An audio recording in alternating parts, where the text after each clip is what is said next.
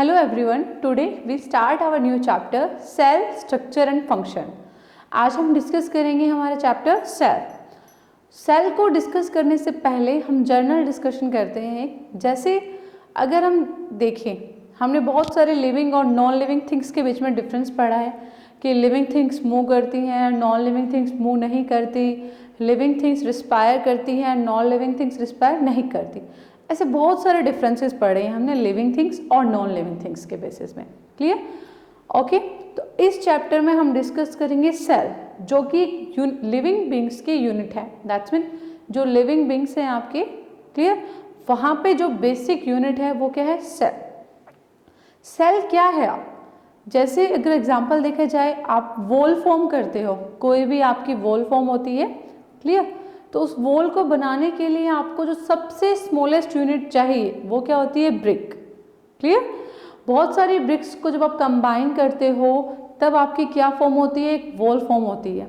Okay, सो जो brick है वो वॉल की क्या है? एक बेसिक यूनिट, फंडामेंटल यूनिट। आप बेसिक यूनिट बोल सकते हैं, फिर फंडामेंटल यूनिट। मतलब जैसे आपने स्टडी किया था अपना chapter synthetic fibre and plastic, synthetic fibre and plastic में आपने स्टडी की थी unit monomer and polymer. So what is monomer?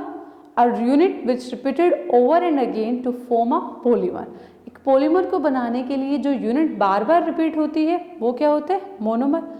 सो एक वॉल को फॉर्म करने के लिए जो बार बार यूनिट रिपीट हो रही है वो क्या है? ब्रिक। सो जो पॉलीमर है उसकी फंडामेंटल यूनिट क्या है? मोनोमर। सेम एज वॉल की फंडामेंटल यूनिट क्या है? ब्रिक। और उसी तरह से जो लिविंग बींग्स हैं उनकी फंडामेंटल यूनिट क्या है? Cell. Okay, so what is cell? Cell is the fundamental unit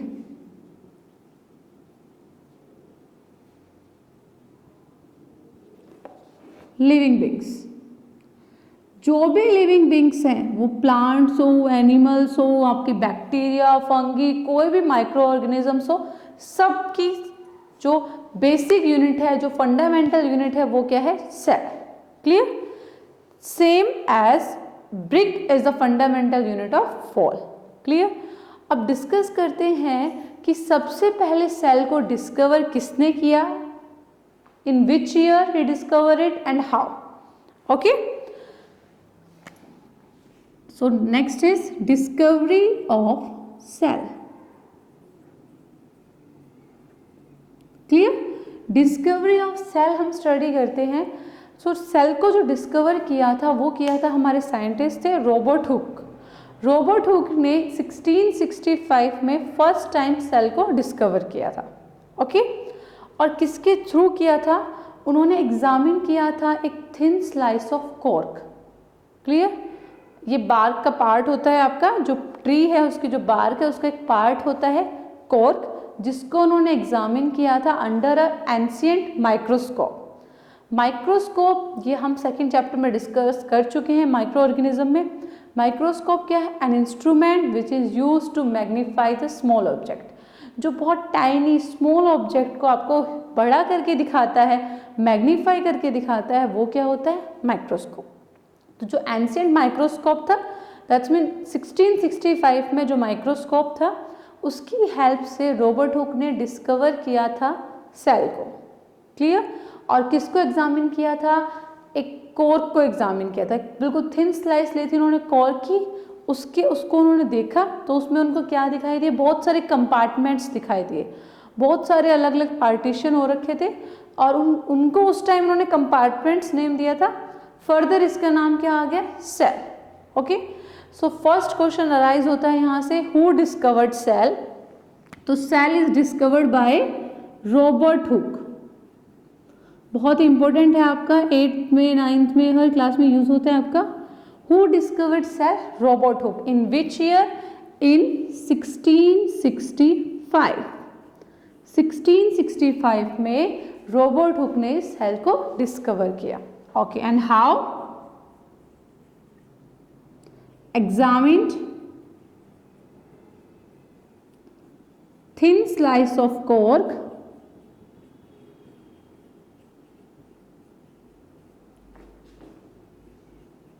और कोर क्या है? Part of bark. जो आपकी ट्री है या बार्क है उसका जो पार्ट होता है वो क्या है? आपका core. Okay, under ancient microscope,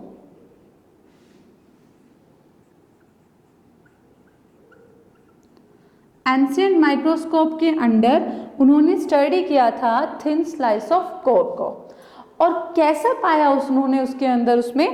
clear? तो उसके अंदर उन्हें इस तरह से दिखाई दिया, वो इस तरह से बहुत सारे कंपार्टमेंट्स बने हुए थे।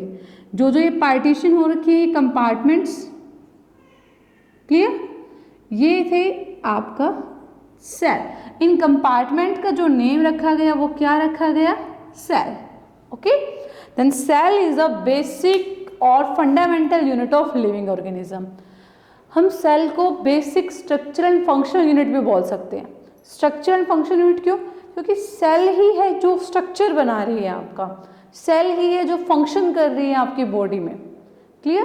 ह्यूमन बींग्स के अंदर क्या होता है कि बहुत सारी सेल्स कंबाइन होके आपका टिश्यू फॉर्म करती हैं, और टिश्यू कंबाइन होके, ग्रुप ऑफ टिश्यू कंबाइन होके आपका ऑर्गन फॉर्म करते हैं, लाइक हार्ट, लंग्स, आपके लीवर, किडनी, और ये सब ऑर्गन बना के आपका ऑर्गन सिस्टम बनता है, और इन ऑर्गन सिस्टम से क्या बनती है? आपकी ह्यूमन बॉडी बनती है।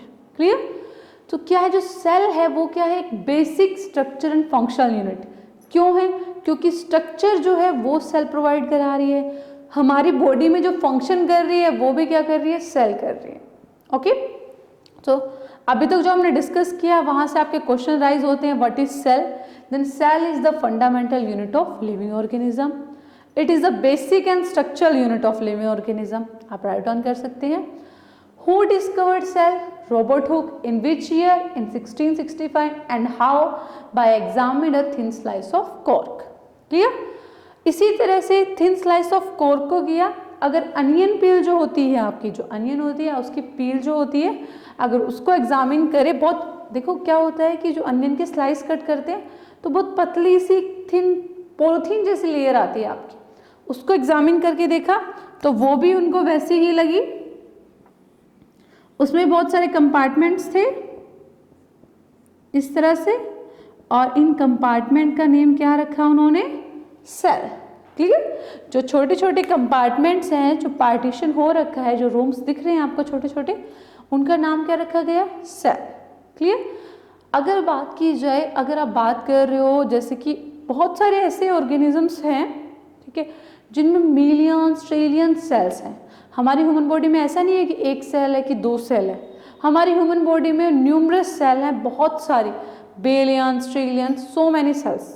क्लियर? तो ये था हमारा अब तक का कि who discovered cell, how and when. Okay, so what is cell? Cell is the fundamental unit of living organism, and we can also write here it is a structural and functional unit. It is structural and functional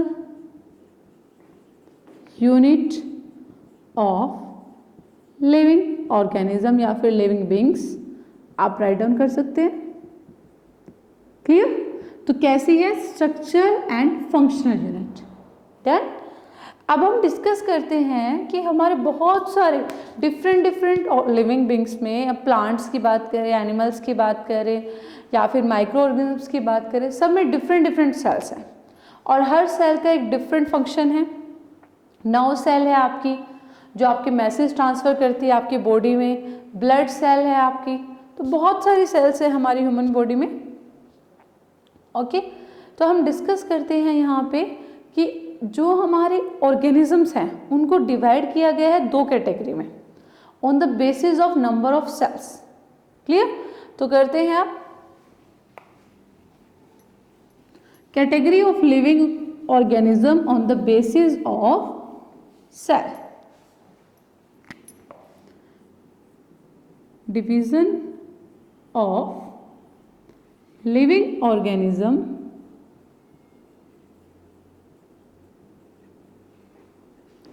on the basis of cell. Cell के basis पे living organism को divide किया गया है 2 categories में। 2 categories. First is unicellular organism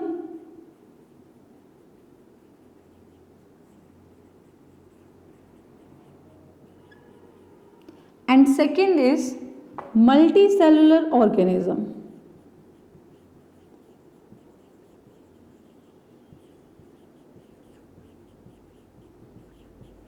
clear?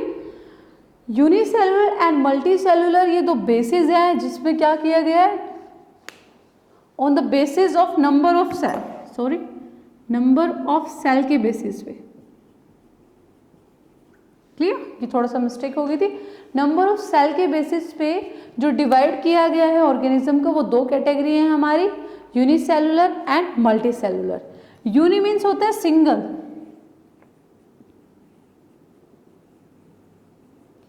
And multi means many.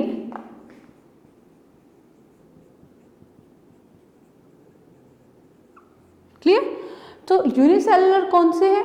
वो organism जिनमें सिर्फ सिंगल सेल है, organism having single cell, organisms having single cell,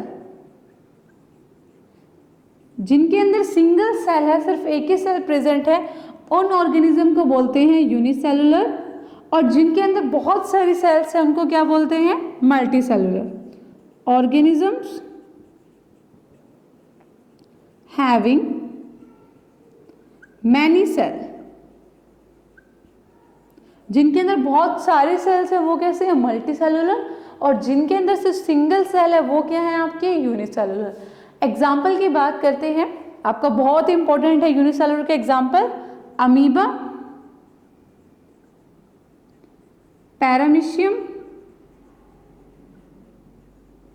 in name से आप नोन है, ये आप जानते हैं, आपने माइक्रोऑर्गेनिज्म में स्टडी किए हैं। और यहाँ पे हैं आपके ह्यूमन बीइंग्स,